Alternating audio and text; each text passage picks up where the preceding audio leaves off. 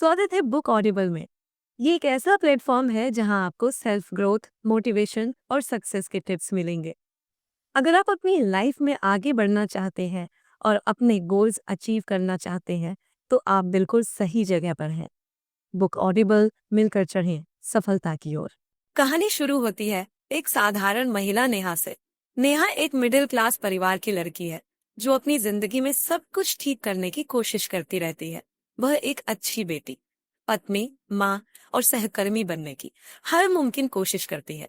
लेकिन नेहा की जिंदगी में कुछ तो ऐसा था जो उसे हमेशा थका हुआ और परेशान महसूस कराता था। क्या आपने कभी सोचा है कि दूसरों को खुश करने की कोशिश में हम खुद को भूल जाते हैं? नेहा की कहानी इसी सच का सामना करती है। नेहा की उलझन और पहली सीख। सीमाओं का महत्व नेहा की जिंदगी देखने में तो परफेक्ट लगती थी, लेकिन असलियत कुछ और थी। नेहा सुबह उठती, बच्चों को स्कूल भेजती, घर का काम करती और फिर ऑफिस भागती। ऑफिस में हर कोई उससे मदद मांगता और नेहा कभी ना नहीं कह पाती। शाम को घर लौटकर वह अपने पति और बच्चों के लिए खाना बनाती और फिर रात को अपने माता पिता के फोन कॉल्स पर उनके सवालों और शिकायतों का सामना करती। एक दिन नेहा की सहेली रीमा उससे मिलने आई। रीमा ने देखा कि नेहा की आंखों में थकान और निराशा साफ झलक रही थी। उसने पूछा, नेहा, तुम इतनी थकी हुई क्यों लग रही हो? सब ठीक तो है, नेहा ने एक लंबी सांस लेते हुए कहा। मैं खुद को नहीं समझ पाती रीमा। मैं सबके लिए कुछ न कुछ कर रही हूँ, लेकिन मुझे लगता है कि मैं कहीं खो गई हूँ। रीमा मुस्कुराई और बोली, नेहा, तुम्हें अपनी सीमाएं तय करनी होगी। तुम हर किसी की जिम्मेदारी अपने सिर पर क्यों लेती हो? क्या कभी ना कहने की कोशिश की है? नेहा चौंक गई। ना कहना, लेकिन अगर मैं मना कर दूं तो लोग क्या सोचेंगे? क्या वे मुझसे नाराज नहीं हो जाएंगे? पहली सीख, सीमाओं की ताकत। रीमा ने समझाया, नेहा, सीमाएं हमारी जिंदगी को संतुलित करने का सबसे बड़ा जरिया है। ये हमें सिखाती हैं कि कहाँ रुकना है और किस चीज को अपनी प्राथमिकता बनाना है। अगर तुम सबकी हाँ में हाँ मिलाती रहोगी तो खुद के लिए कभी वक्त नहीं निकाल पाओगी। रीमा ने उसे एक आसान उदाहरण दिया। उसने कहा, सोचो, एक घर में बाउंड्री वॉल क्यों होती है? ताकि कोई भी व्यक्ति बिना इजाजत अंदर न आ सके। वैसे ही हमारे जीवन में भी बाउंड्री होना जरूरी है, ताकि लोग हमारे समय और ऊर्जा का गलत इस्तेमाल न करें। नेहा को पहली बार एहसास हुआ कि वह अपने समय और ऊर्जा की बर्बादी खुद ही कर रही थी। उसे यह समझ आया कि सीमाएं तय करना कोई स्वार्थी काम नहीं, बल्कि खुद के प्रति ईमानदारी है। नेहा की पहली कोशिश। अगले दिन नेहा ने अपने ऑफिस में एक छोटी सी कोशिश की। दूसरी सीख, भावनात्मक सीमाएं। रीमा ने नेहा को दूसरी अहम बात बताई। उसने कहा, सीमाएं सिर्फ समय और काम के लिए नहीं होती, बल्कि भावनाओं के लिए भी जरूरी है। तुम्हें यह सीखना होगा कि किससे क्या बातें शेयर करनी है और कब खुद को प्रोटेक्ट करना है। नेहा ने यह बात अपने माता पिता के साथ आजमाई। जब उन्होंने उससे बार बार उसकी पर्सनल जिंदगी के बारे में सवाल किए, तो नेहा ने प्यार से कहा, माँ पापा, मैं आपकी बहुत इज्जत करती हूँ, लेकिन कुछ बातें मेरी पर्सनल हैं। मैं उन्हें आपके साथ डिस्कस नहीं करना चाहती। यह कहना नेहा के लिए आसान नहीं था, लेकिन उसने महसूस किया कि ऐसा करके वह अपनी भावनाओं को चोट लगने से बचा रही थी। इस चैप्टर का संदेश, सीमाएं तय करना आपकी जिंदगी को बेहतर और खुशहाल बनाता है। ये न केवल आपकी ऊर्जा को बचाता है, बल्कि दूसरों के साथ रिश्ते को भी स्वस्थ बनाता है। नेहा ने अपनी पहली सीख तो ले ली थी, लेकिन असली सफर अभी शुरू हुआ था।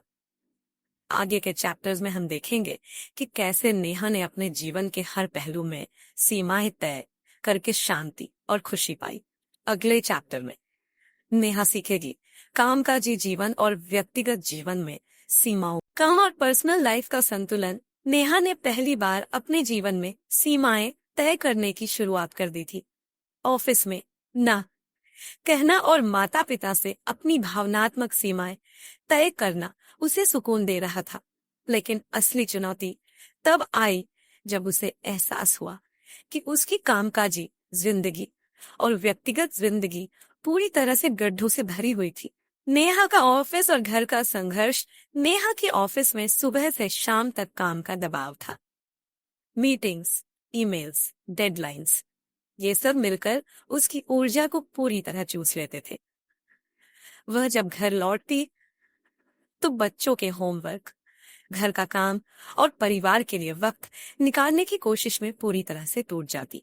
एक दिन नेहा के बेटे रोहन ने कहा, मम्मी, आप हमेशा ऑफिस का काम करती रहती हैं।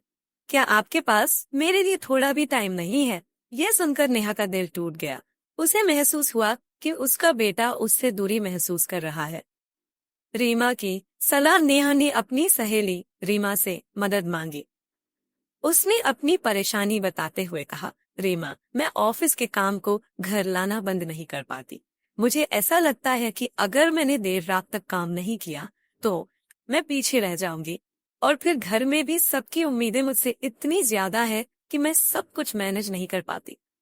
रीमा ने मुस्कुराते हुए कहा, नेहा, तुम्हें अपने काम और पर्सनल लाइफ के बीच एक लाइन खींचनी होगी। ये लाइन ना खींचोगी तो दोनों तरफ के लोग नाराज रहेंगे, तुम्हारे ऑफिस वाले भी और तुम्हारे घर वाले भी। तीसरी सीख, समय सीमाएं तय करना। रीमा ने नेहा को एक सिंपल एक्सरसाइज करने को कहा। ऑफिस के लिए टाइम स्लॉट बनाओ, जैसे 9 बजे से 6 बजे तक सिर्फ ऑफिस का काम, घर पर ऑफिस का काम बिल्कुल ना करो। अगर कोई इमरजेंसी ना हो तो ईमेल्स और कॉल्स को इग्नोर करना सीखो। परिवार के लिए समय तय करो, हर दिन 1 घंटा ऐसा हो जो सिर्फ तुम्हारे परिवार के लिए हो। नेहा ने धीरे धीरे इस एक्सरसाइज को फॉलो करना शुरू किया। उसने अपने बॉस से बात की और स्पष्ट रूप से कहा, सर, मैं कोशिश करूंगी कि ऑफिस का काम समय पर खत्म करूं, लेकिन घर पर मुझे अपने परिवार के साथ समय बिताने की जरूरत है। इसलिए मैं ऑफिस टाइम के बाद कॉल्स और ईमेल्स नहीं ले पाऊंगी। नेहा का यह कदम बड़ा था, लेकिन उसे आश्चर्य हुआ कि उसका बॉस उसकी बात समझ गया। पर्सनल लाइफ में बदलाव। नेहा ने अपने घर पर भी एक नियम बनाया। डिनर के समय कोई मोबाइल या लैपटॉप नहीं। वीकेंड पर बच्चों के साथ आउटिंग की योजना। हर रात सोने से पहले अपने पति के साथ बातचीत का समय। नेहा के इन छोटे छोटे बदलावों का असर जल्दी दिखा। उसका बेटा अब खुश रहने लगा था। उसके पति ने भी महसूस किया कि नेहा अब ज्यादा शांत और खुश रहती है। काम और पर्सनल लाइफ में सीमाओं का महत्व। रीमा ने नेहा को एक और खूबसूरत उदाहरण दिया। उसने कहा, सोचो, अगर एक गाड़ी के दोनों टायर अलग अलग दिशाओं में चलने लगे तो क्या होगा? गाड़ी का बैलेंस बिगड़ जाएगा। वैसे ही काम और पर्सनल लाइफ का बैलेंस बिगड़ जाए तो जिंदगी में सिर्फ थकान और तनाव बचेगा। नेहा की नई दिनचर्या। नेहा ने नए जीवन को 3 हिस्सों में बांट लिया। ऑफिस टाइम, सुबह 9 बजे से शाम 6 बजे तक सिर्फ पर्सनल टाइम। शाम का 1 घंटा सिर्फ अपने लिए। इसमें वह किताबें पढ़ती, म्यूजिक सुनती या मेडिटेशन करती। फैमिली टाइम, रात का समय बच्चों और पति के साथ बिताती। चैप्टर का संदेश, काम और पर्सनल लाइफ का संतुलन बनाना असंभव नहीं है। जब आप स्पष्ट रूप से सीमाएं तय करते हैं तो हर चीज अपनी जगह पर आने लगती है। नेहा अब ज्यादा खुश और संतुलित महसूस कर रही थी, लेकिन उसकी यात्रा अभी पूरी नहीं हुई थी। अगले चैप्टर में हम देखेंगे कि नेहा ने अपनी भावनात्मक सीमाओं को और मजबूत कैसे किया। अगले चैप्टर में नेहा की भावनाओं की ताकत और दूसरों के साथ रिश्ते कैसे बेहतर बनाए जाएं। भावनाओं पर नियंत्रण और स्वस्थ रिश्ते। नेहा की जिंदगी अब पहले से काफी बेहतर हो चुकी थी। उसने ऑफिस और पर्सनल लाइफ के बीच एक बैलेंस बना लिया था, लेकिन अब उसकी सबसे बड़ी चुनौती थी अपने रिश्तों में भावनात्मक सीमाएं बनाना। कई बार नेहा दूसरों की उम्मीदों और भावनाओं के दबाव में खुद को खो देती थी। नेहा और उसकी सहेली सोनिया नेहा की एक करीबी सहेली थी। सोनिया हर छोटी बड़ी बात पर नेहा को कॉल कर लेती थी। नेहा, मेरे बॉस ने फिर से मुझसे बेवजह नाराजगी जताई। तुम बताओ, मुझे क्या करना चाहिए? नेहा, मैं बहुत परेशान हूँ। तुम्हारे बिना मेरा मन ही नहीं लगता। नेहा हर बार सोनिया की मदद करने की कोशिश करती, लेकिन यह सिलसिला कभी खत्म नहीं होता था। सोनिया की बातों में उलझकर नेहा कई बार अपना जरूरी काम भी छोड़ देती थी। एक दिन नेहा ने महसूस किया कि सोनिया की समस्याओं को हल करते करते वह अपनी भावनाओं को दबा रही थी। रीमा की नई सलाह। नेहा ने एक बार फिर रीमा से अपनी परेशानी शेयर की। उसने कहा, रीमा, मैं सोनिया को मना नहीं कर पाती। अगर मैं उसकी बात नहीं सुनूं तो मुझे गिल्ट होता है। रीमा ने गहरी सांस ली और कहा, नेहा, दूसरों की मदद करना अच्छा है, लेकिन अपनी भावनाओं को कुर्बान करना गलत है। तुम्हें अपनी भावनात्मक सीमाएं तय करनी होंगी। रीमा ने एक एक्सरसाइज सुझाई।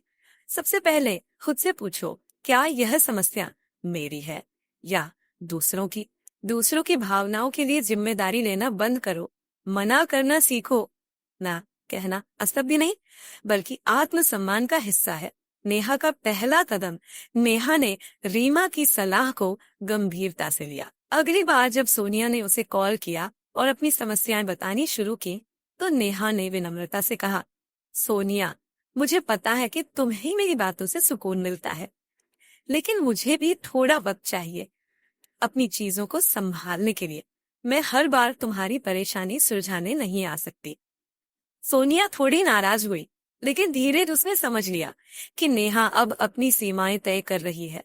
दूसरे रिश्तों में भी बदलाव। नेहा ने सिर्फ सोनिया के साथ ही नहीं, बल्कि अपने परिवार और ऑफिस के साथ भी भावनात्मक सीमाएं बनानी शुरू की। उसने अपने माता पिता से कहा, मैं आपकी मदद करना चाहती हूँ, लेकिन हर बार आपकी उम्मीदों पर खरा उतरना मेरे लिए मुश्किल है। मुझे भी अपने लिए समय चाहिए। ऑफिस में उसने एक कोलीग से कहा, मैं आपकी प्रॉब्लम समझती हूँ, लेकिन मेरी अपनी भी डेडलाइंस है। मैं हर बार आपके लिए अपना काम छोड़ नहीं सकती। भावनाओं का सम्मान करना। नेहा ने महसूस किया कि जब वह अपनी भावनाओं का सम्मान करती है, तो दूसरों को भी यह समझ आता है कि उसकी सीमाओं का आदर करना चाहिए। उसने यह भी जाना कि रिश्तों में सीमाएं बनाना प्यार और सम्मान को खत्म नहीं करता, बल्कि उन्हें मजबूत बनाता है। एक सुंदर उदाहरण। रीमा ने नेहा को एक उदाहरण दिया। वैसे ही हमारी भावनाओं को भी सीमाओं की जरूरत है। जब हम दूसरों के लिए सब कुछ छोड़ देते हैं, तो हम खुद का सम्मान खोने लगते हैं। नेहा की नई दिनचर्या। नेहा ने अपनी भावनाओं को नियंत्रित करने और स्वस्थ रिश्ते बनाने के लिए कुछ नए नियम बनाए। हर दिन 15 मिनट का मी टाइम, जिसमें वह खुद से जुड़ सके, ना कहना सीखा और गिल्ट को दूर करने की कोशिश की। समस्याओं को सुनने से पहले खुद से पूछा, क्या मैं इस पर काम कर सकती हूँ या यह उनकी जिम्मेदारी है? चैप्टर का संदेश। भावनाओं की सीमाएं तय करना न सिर्फ आपके मानसिक स्वास्थ्य के लिए जरूरी है, बल्कि इससे रिश्ते भी बेहतर होते हैं। जब आप खुद का सम्मान करते हैं, तो दूसरों को भी यह सीख मिलती है। नेहा अब पहले से ज्यादा शांत और आत्मविश्वास से भरी हुई थी, लेकिन उसकी यात्रा अभी जारी थी। अगले चैप्टर में हम देखेंगे कि उसने अपनी प्राथमिकताओं को कैसे पहचाना और अपने जीवन को सही दिशा में आगे बढ़ाया। अगले चैप्टर में नेहा की प्राथमिकताएं और सही फैसले लेने का सफर। प्राथमिकताएं और सही फैसले लेने की कला। नेहा की जिंदगी में अब एक नया अध्याय शुरू हो चुका था। उसने अपनी भावनाओं पर नियंत्रण पाकर रिश्तों में सीमाएं तय करना सीख लिया था। लेकिन अब उसकी अगली चुनौती थी अपनी प्राथमिकताओं को समझना और सही फैसले लेना। नेहा की नई चुनौती। एक सुबह नेहा अपने काम की लंबी लिस्ट देखकर परेशान हो गई। मुझे नहीं पता कि शुरू करूं। हर काम जरूरी लगता है, उसने खुद से कहा। नेहा की परेशानी यह थी कि वह हर चीज को इम्पोर्टेंट मानती थी, चाहे ऑफिस की मीटिंग हो, घर का काम हो, दोस्तों से मिलना हो या खुद के लिए वक्त निकालना। हर चीज उसकी प्राथमिकता बन गई थी, लेकिन यह तरीका उसे थका और उलझा रहा था। रीमा का नया सबक। नेहा ने एक बार फिर रीमा से मदद मांगी। रीमा, मुझे लगता है कि मैं हर चीज को पूरा करना चाहती हूँ, लेकिन ऐसा मुमकिन नहीं है। मैं कहाँ गलत जा रही हूँ? रीमा मुस्कुराई और बोली, नेहा, हर काम जरूरी नहीं होता। हमें अपनी प्राथमिकताओं को समझना और उनकी लिस्ट बनानी चाहिए सही फैसले लेने के लिए। यह बहुत जरूरी है। रीमा ने एक एक्सरसाइज सुझाई। अपनी प्राथमिकताओं को 3 कैटेगरी में बांटो। मस्ट डू, जरूरी काम। शुड डू, जरूरी लेकिन बाद में किए जा सकने वाले काम, नाइस टू डू। ऐसे काम जो वक्त मिलने पर किए जा सकते हैं। क्या यह मुझे मेरे लक्ष्य के करीब ले जाएगा? यह सवाल खुद से हर काम के लिए पूछो। नेहा की लिस्ट। नेहा ने रीमा की सलाह मानते हुए अपनी टास्क लिस्ट को 3 भागों में बांटा। मस्ट डू, प्रोजेक्ट की डेडलाइन पूरी करना, दिन में 30 मिनट की एक्सरसाइज करना और 8 घंटे की नींद लेना। शुड डू, दोस्तों के मैसेज का जवाब देना और अगले हफ्ते के लिए शॉपिंग करना। Nice to do, social media पर पोस्ट करना और नई फिल्म देखना। यह लिस्ट बनाते ही नेहा को राहत महसूस हुई। अब वह जानती थी कि उसे कहां से शुरू करना है। छोटे फैसले, बड़ा बदलाव। नेहा ने सीखा कि बड़े लक्ष्य तक पहुंचने के लिए छोटे छोटे फैसले लेने होते हैं। उसने अपनी रोजमर्रा की जिंदगी में छोटे बदलाव किए। पहले मैं की आदत। हर दिन सबसे पहले अपने स्वास्थ्य और खुशी को प्राथमिकता दी। डिस्ट्रैक्शन से बचाव। मोबाइल नोटिफिकेशन बंद कर दिए और सोशल मीडिया का वक्त तय किया। छोटे कदम, बड़ा असर। हर दिन अपने लक्ष्य के करीब पहुंचने के लिए 1 घंटा बिताया। नेहा का ऑफिस का अनुभव। एक दिन ऑफिस में बॉस ने एक नया प्रोजेक्ट दिया। नेहा जानती थी कि यह काम काफी समय और मेहनत मांगता है। पहले की नेहा इसे बिना सोचे समझे ले लेती, लेकिन अब उसने खुद से पूछा, क्या यह प्रोजेक्ट मेरी मौजूदा प्राथमिकताओं से मेल खाता है? नेहा ने विनम्रता से बॉस से कहा, यह प्रोजेक्ट काफी दिलचस्प है, लेकिन फिलहाल मैं अपने पहले से तय काम पूरे कर रही हूँ। क्या हम इसे अगले महीने के लिए शेड्यूल कर सकते हैं? बॉस उसकी ईमानदारी से खुश हुए और सहमति जताई। रीमा का उदाहरण। नदी और पुल। रीमा ने नेहा को एक और उदाहरण दिया। सोचो, अगर नदी में पानी बेतरतीब बहेगा तो वह नुकसान करेगा, लेकिन अगर पानी एक पुल के नीचे से बहता है तो वह सही दिशा में चलता है। हमारी प्राथमिकताएं वही पुल हैं जो हमारी ऊर्जा को सही दिशा में ले जाती हैं। नेहा का आत्मविश्लेषण। नेहा ने हर दिन के अंत में खुद से ये सवाल पूछने शुरू किए, आज मैंने क्या हासिल किया? क्या मेरे फैसले मुझे मेरे क्या मैंने बेवजह के करीब ले जा रहे हैं? क्या मैंने बेवजह की चीजों में समय बर्बाद किया? इन सवालों ने नेहा को और भी आत्मजागरूक बना दिया। चैप्टर का संदेश। अपनी प्राथमिकताओं को समझना और सही फैसले लेना न सिर्फ आपके समय की बचत करता है, बल्कि आपकी जिंदगी को सही दिशा में ले जाता है। जब हम हर काम को जरूरी मानना छोड़ देते हैं तो जिंदगी आसान और सुकून भरी लगने लगती है। नेहा की जिंदगी अब पहले से बेहतर हो रही थी, लेकिन अगला चैप्टर उसे एक और महत्वपूर्ण सबक सिखाने वाला था, अपने इनर पीस को ढूंढना। अगले चैप्टर में नेहा का सुकून और खुद से जुड़ने का सफर। इनर पीस और खुद से जुड़ने का सफर। नेहा की जिंदगी में अब संतुलन आ चुका था। उसने रिश्तों में बाउंड्रीज तय करना, प्राथमिकताओं को समझना और सही फैसले लेना सीख लिया था, लेकिन वह अभी भी महसूस कर रही थी कि उसे कुछ और चाहिए। एक ऐसा सुकून जो बाहर की चीजों से नहीं बल्कि अंदर से मिले। नेहा थी बेचैनी। एक दिन नेहा पार्क में बैठी थी। पक्षियों की चहचहाहट, ठंडी हवा और बच्चों की हंसी, सब कुछ वहां शांतिपूर्ण था। लेकिन नेहा के मन में हलचल थी। मैं सब कुछ ठीक कर रही हूँ, फिर भी ऐसा क्यों लगता है कि कुछ अधूरा है? उसने खुद से पूछा। उसकी यह बेचैनी उसे रीमा के पास फिर से ले आई। रीमा का सबक। खुद से जुड़ना। रीमा ने उसे समझाया, नेहा, बाहर की दुनिया में शांति पाने से पहले हमें अपने अंदर के शोर को शांत करना होगा। खुद से जुड़ना और अपनी भावनाओं को समझना ही इनर पीस का असली राज है। रीमा ने नेहा को कुछ अभ्यास एक्सरसाइजेस बताए जो उसे खुद को समझने और अपने इनर पीस को खोजने में मदद करेंगे। खुद से जुड़ने के अभ्यास। मेडिटेशन, ध्यान। रीमा ने कहा, हर दिन 10 मिनट मेडिटेशन करो। अपनी सांसों पर ध्यान दो। जब भी तुम्हारा दिमाग भटके, उसे वापस लाने की कोशिश करो। यह तुम्हारे मन के शोर को शांत करेगा। नेहा ने इसे अगले दिन से ही शुरू किया।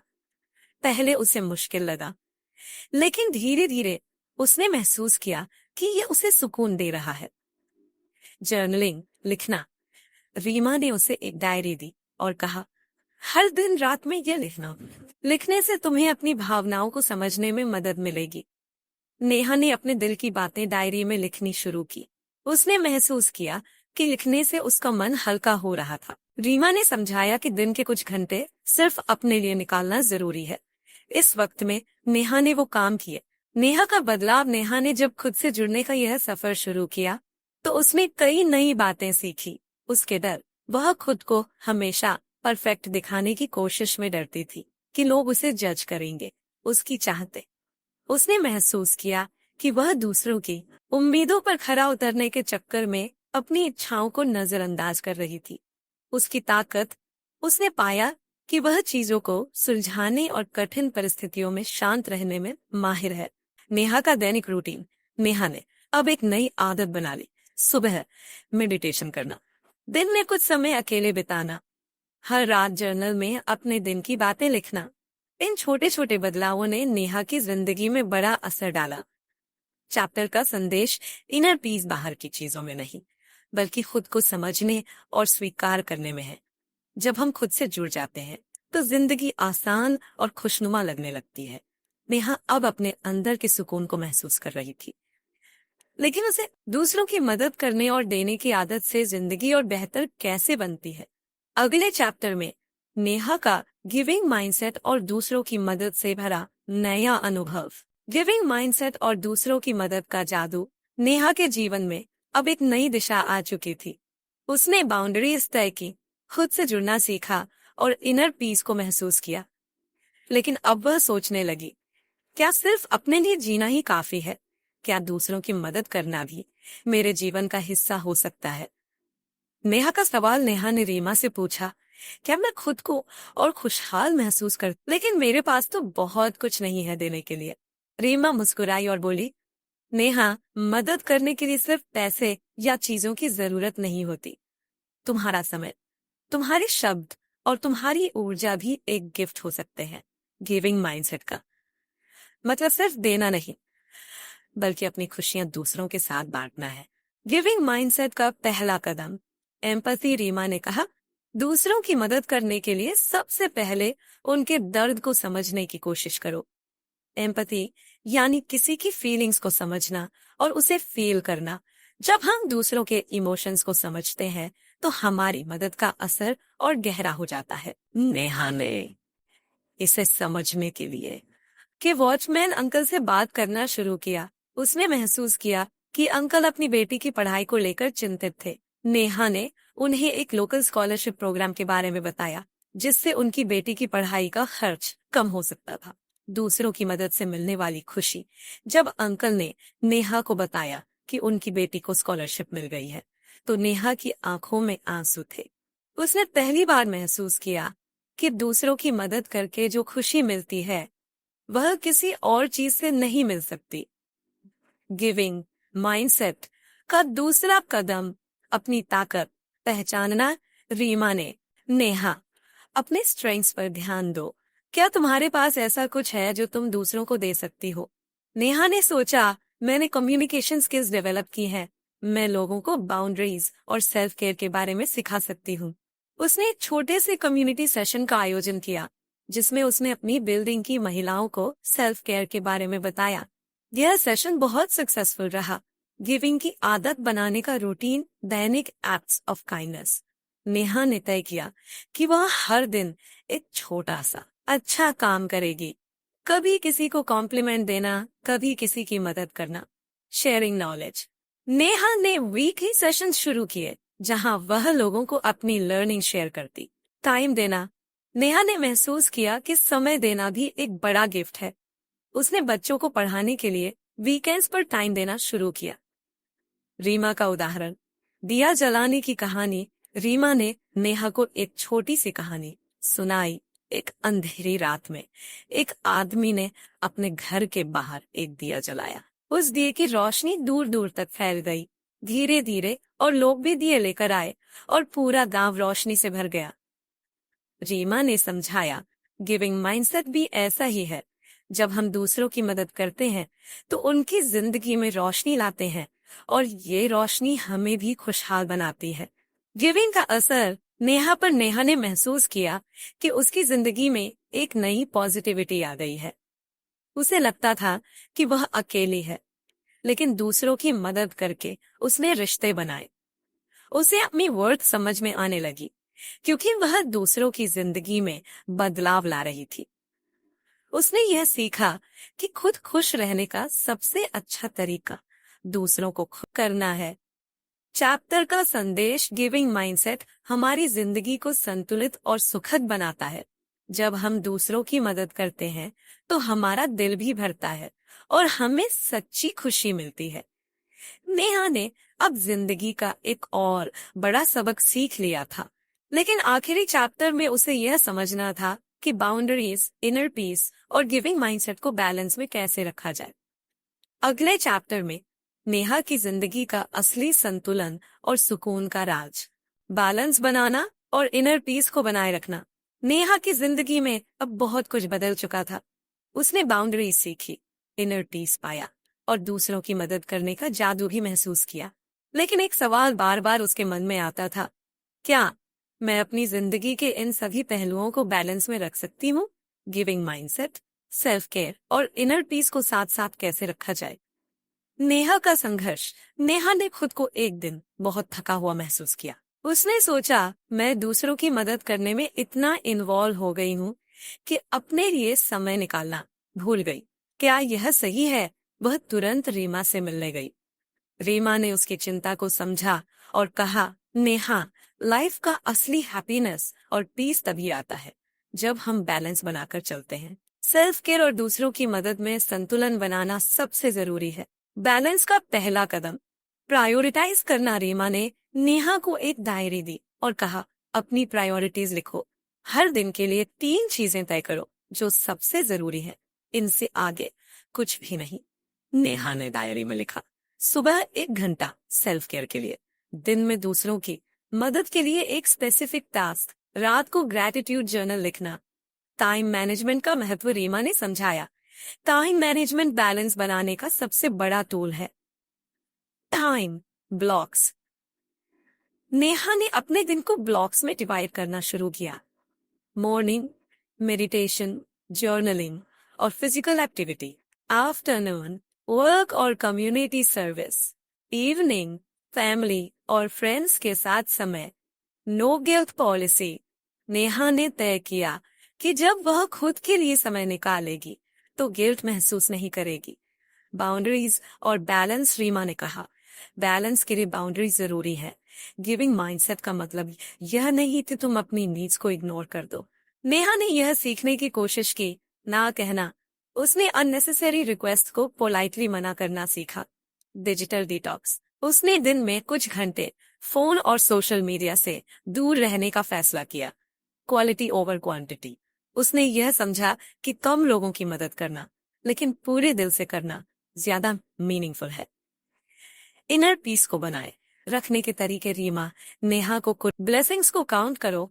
एक्सेप्टेंस, चीजों को वैसा ही एक्सेप्ट करो जैसा वो है।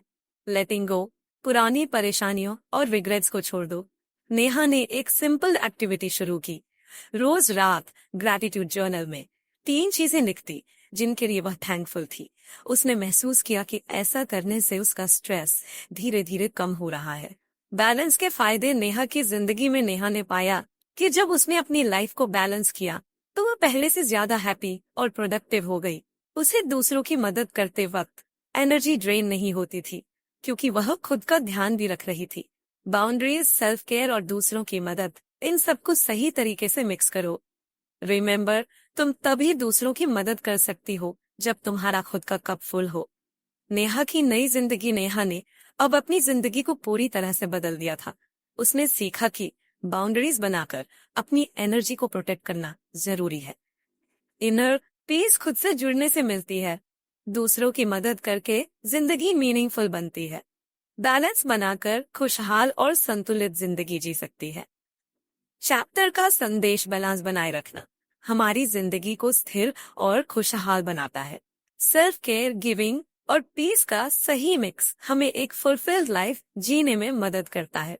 अंतिम विचार, नेहा की कहानी हर उस इंसान के लिए इंस्पिरेशन है जो अपनी जिंदगी में बाउंड्रीज और बैलेंस की तलाश कर रहा है। ये कहानी सिखाती है कि सच्ची खुशी और इनर पीस पाने के लिए हमें अपनी प्रायोरिटीज को सही से मैनेज करना सीखना होगा। तुम्हारी खुशहाल जिंदगी का रास्ता तुम्हारे ही डिसीजन से होकर गुजरता है। बैलेंस बनाओ और खुश रहो। इस तरह नेहा की यात्रा ने न केवल उसे बदला, बल्कि उन सभी को प्रेरित किया जो उसकी कहानी सुनते हैं। व्यूअर को यह कहानी याद दिलाती है कि चेंज मुमकिन है, बस एक स्टेप लेने की देर है। तो दोस्तों, आज की ऑडियो बुक यही समाप्त होती है। हमें पूरी उम्मीद है कि आपने इसे ध्यान से सुना और इससे कुछ न कुछ नया सीखा होगा। अब समय है इसे अपनी जिंदगी में उतारने का। अगली बार हम फिर से आपके सामने एक नई और भी ज्यादा प्रेरणादायक वीडियो लेकर आएंगे, जो आपको न सिर्फ मोटिवेशन बल्कि जिंदगी की और भी कई अहम बातें समझने में मदद करेगी। तब तक अपना ध्यान रखें, हमेशा सकारात्मक रहें और अपने सपनों की ओर बिना रुके आगे बढ़ते रहें। अगर आपको ये वीडियो पसंद आई हो तो कृपया इसे लाइक करें, अपने दोस्तों और परिवार के साथ शेयर करें और बुक ऑडिबल चैनल को सब्सक्राइब करना ना भूलें, ताकि आप कोई भी नई अपडेट मिस न करें। नीचे कमेंट सेक्शन में हमें ज़रूर बताएं कि आज की ऑडियो बुक से आपने क्या सीखा और कौन सी बातें आपकी ज़िंदगी में बदलाव ला सकती हैं। मिलते हैं जल्द ही। तब तक चलते रहिए, बढ़ते रहिए और अपने सपनों को सच करने के सफर में हर कदम मजबूत उठाते रहिए।